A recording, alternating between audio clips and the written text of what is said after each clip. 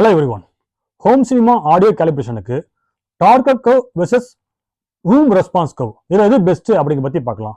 So Torque curve அப்படின்னா it's a reference file for the auto calibration.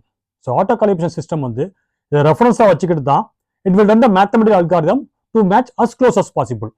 So அதே Torque curve நம்ம manual calibration use பண்ணும்போது there is no real benefit. So in fact பார்த்தீங்கன்னா நம்மளோட பெட்டராகவே இந்த auto calibration வந்து perform பண்ணும் அண்ட் ஒரு ப்ரிசியஸ் அவுட்புட்டாக அதால் கொடுக்க முடியும்.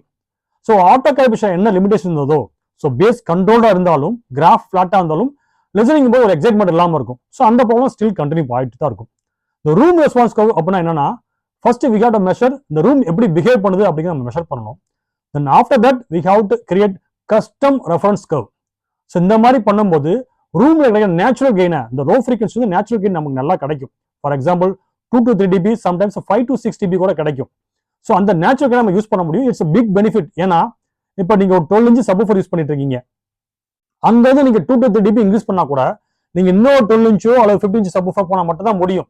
பட் நமக்கு without investment 2 to 5 dB gain கிடைப்பது it's big benefit. So final conclusion என்ன, ஸோ ஒரு ஸ்டாண்டர்ட் கர்வ் டெஃபினட்டா எல்லா ரூமுக்கும் செட் ஆகாது. ஸோ சினிமா சவுண்ட் அப்படிங்கிறது it should be shaped one, not the forced one. This is Joseph Clatton from Smart Home Cinema, a great sound through science. Thank you.